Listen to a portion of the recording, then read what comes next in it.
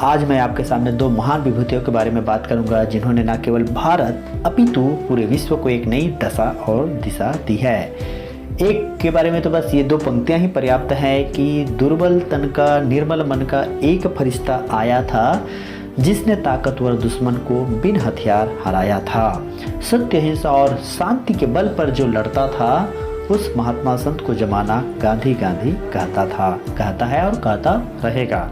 दूसरी महान विभूति है जिनकी कदकाठी भले ही छोटी है लेकिन उनका व्यक्तित्व इतना सरल और सादगी से भरा हुआ है कि जिन विषम परिस्थितियों में उनको प्रधानमंत्री का पद मिला था उसमें भी उन्होंने बहुत ही सहज और सरल तरीके से उन परिस्थितियों को अनुकूल स्थिति में बदल दिया।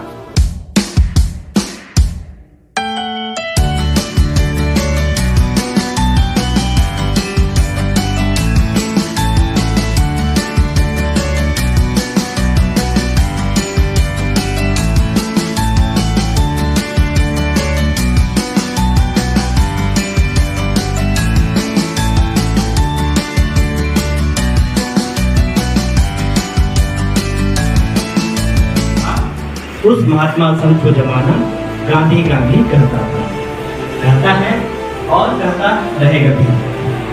और जो दूसरी महान विभूति है लाल बहादुर शास्त्री, जिनको ऐसे समय में देश का बागडोर मिला था जब देश में भुखमरी की स्थिति थी, देश पाकिस्तान के साथ लड़ाई लड़ रहा था। तो उन्होंने बहुत ही एक कुशल राजनीतिज्ञ की तरह देश को उन विषम परिस्थितियों से न केवल उभरने में सहायता किया बल्कि देश को एक नई दशा और दिशा भी दिया था। धनी थे, उनके सादगी और सरलता न केवल उनके जो विपक्षी पार्टियां रहती थी वो उनकी तारीफ करती थी और उन्होंने इस सादगी और सरलता को अपने जीवन में खुद को लागू किया, अपने परिवार में। मधुरी का नाम गांधी, लेकिन गांधी जी मधुरी का नहीं बल्कि मधुरी का नाम है। ये हम उनके बारे में बहुत कम जानते हैं, इसीलिए ये जो लोगों में धारणा है कि जैसे हम गांधी भोजन, गांधी रेल, हम मजदूरी का नाम गांधी, ये सब बोलते हैं। ठीक है। जैसे कि बताया था कि गांधी जी का जन्म आपके काठियावाड़ रियासत में पोरबंदर में जो दीवान है करमचंद गांधी, उनके यहाँ 2 अक्टूबर 1869 को हुआ था। बचपन में उनको मोनिया कहा जाता था और वो उनकी आर्थिक स्थिति इतनी मतलब ऐसा नहीं है कि बहुत गरीबी था, उनको अच्छा देखभाल हुआ था, लेकिन स्कूल में उनकी जो स्थिति थी उतनी अच्छी नहीं थी। एक बार एक स्कूल इंस्पेक्टर स्कूल के निरीक्षण में आया था, उनको एक शब्द लिखने के लिए बोला, कैटर। उनके जो क्लास टीचर थे उन्होंने बार बार उसको निर्देश दिया कि उनके सामने वाले जो छात्र हैं उनका देख करके लिखिए, कैटर, उनका स्पेलिंग लिखने के लिए बोला था। तो गांधी जी ने उनके अंदर की जो नैतिकता थी वो उनको बिल्कुल भी ये गवारा नहीं हो रहा था कि उस छात्र का नकल करके लिखे। ठीक है, ये बचपन से उनमें यह गुण परिलक्षित होने लगा था कि जो गलत है, जो अव्यवहारिक है, उनको वो स्वीकार नहीं करते थे। भले ही वो फैल उनके जीवन में वो राजा हरिश्चंद्र और श्रवण कुमार से बहुत ज़्यादा प्रभावित थे। हालांकि बाकी जो साधारण लोग हैं जिस तरह से उनके अंदर बहुत सारी कमियां रहती थी, उनके अंदर भी बहुत सारी कमियां थी। उनको भी धूम्रपान की लत थी, वो भी मांसाहार करते थे। एक बार की बात है कि ऐसे ही एक बार रात को सपने में उनके पेट से बकरे की आवाज़ है उनको सपने में दिखाई दिया। तब से उन्होंने मांसाहार का त्याग कर दिया था और 25 रुपये का जो उधार छूटने के लिए उन्होंने अपने ही भाई के सोने की कड़ी को चुरा लिया था।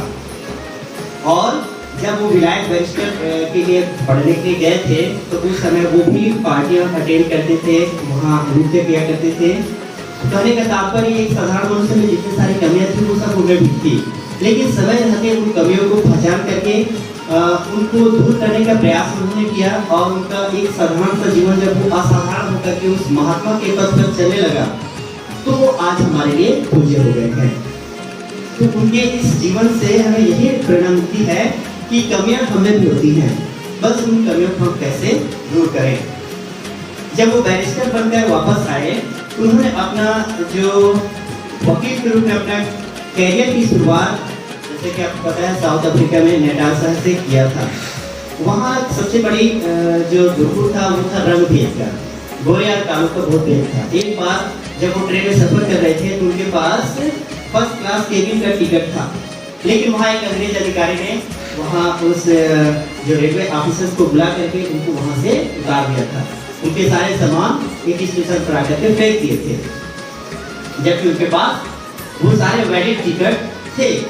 तो उस समय जो गिरा वो तो करमचंद मोहनदास करमचंद गांधी थे, लेकिन वहाँ से जो उठा वो महात्मा गांधी था। तो वहाँ आपने मालूम है कि 22 साल तक दक्षिण अफ्रीका में उन्होंने काफी संघर्ष किया। वहाँ पर उनको 2 नए हथियार मिले, एक है सत्याग्रह और अहिंसा का। और ये दोनों हथियार लेकर के जब वो वापस इंडिया आए तो उनके जो राजनीतिक गुरु हैं रामकृष्ण गोखले, उन्होंने सबसे पहले उनको यही कहा था कि आप यहाँ कोई भी मूवमेंट शुरू करने से पहले पूरे इंडिया के एक बार चक्कर लगा के आइए, यहाँ की स्थिति परिस्थितियों के लोगों के जीवन शैली को देखिए, उसके पश्चात अपना जो भी कार्य करना है शुरू कीजिएगा। हालांकि गांधी जी डॉक्टर बनना चाहते थे, लेकिन चूंकि उनका जो कह सकते हैं कि परंपरागत जो काम था वो था दीवानी करना, इसीलिए वो वकील बने थे। सन 1919 से लेकर 1948 तक का उनका जो पीरियड था उसी को गांधी युग कहा जाता है, क्योंकि उस समय के जितने भी राजनीतिक परिदृश्य थे, जितनी भी घटनाएं घटी थी वो सब गांधी जी के आसपास ही केंद्रित थे। और वो इतना ज़्यादा उस समय जो वो मूवमेंट सफल हुआ था कि लोग उनके अंदर एक आस्था जागृत हो गया और लोगों के अंदर अंग्रेजों को भगाने के लिए एक जो लालसा थी वो उत्पन्न हुआ था। लेकिन कुछ घटनाएं उस समय घटी, जैसे कि उत्तर प्रदेश के गोरखपुर में जो चौरी चौरा कांड था, जिसमें उग्रवादी ने 22 पुलिसकर्मियों को जिंदा जला दिया था, जिसके कारण महात्मा गांधी ने अपना यह असहयोग आंदोलन वापस कर दिया था। तब उन्हें याद हुआ, क्योंकि गांधी जी थे बहुत ही समझदार और होशियार थे, उनको लगा कि इस तरह के असहयोग आंदोलन से गांधी जी पर कुछ खास प्रभाव नहीं पड़ेगा, तो उन्होंने आगे का जो 7 साल है वो सामाजिक कार्यों में लगा दिया। उस समय प्लेग की महामारी फैली हुई थी, तो अपना पूरा जो 7 साल है उन्होंने ऐसे प्लेग से ग्रसित जो पेशेंट थे उनके इलाज में लगाया, जहाँ लोग उनके पास जाना पसंद नहीं करते थे। उसके बाद 1930 में दांडी मार्च, जो नमक तोड़ो आंदोलन जिसको हम बोलते हैं, उसको शुरू किया था केवल 78 लोगों से। लेकिन जब वो दांडी पहुंचे तब तक वो संख्या 20,000 हो गई थी, और एक मुट्ठी नमक उन्होंने उठा करके उस अंग्रेजी शासन को यह मैसेज दिया, उनके लिए किसी विस्फोट के समान था, क्योंकि वो एक मुट्ठी भर नमक नहीं था। और इसने फिर से लोगों को संगठित किया, और ये प्रक्रिया फिर जो स्टार्ट हुआ तो फिर ढेर सारे आंदोलन, साइमन कमीशन, क्रिप्स मिशन, गोल्डवेज सम्मेलन, ये सारे चीज हुए, लेकिन उनका एक ही मूवमेंट था, करो या मरो या भारत छोड़ो आंदोलन, जो उन्होंने 1944 में एक और घटना घटित हुआ कि मोहम्मद अली जिन्ना ने फिर पाकिस्तान का राज आलापना शुरू कर दिया, जिसका गांधी जी ने भरपूर विरोध किया। उन्होंने बोला कि पाकिस्तान केवल मेरे दांत से गुजर कर ही बन सकती है। लेकिन आपको पता है कि बाद में पाकिस्तान बना भी, और इस बीच में बहुत सारे हिंदू मुस्लिम दंगे भी हुए, हजारों की संख्या में मर गए। और 12 अगस्त 1946 को जब नेहरू ने अंतरिम सरकार की घोषणा की, तब मोहम्मद अली जिन्ना ने सीधे कार्रवाई शुरू कर दिया।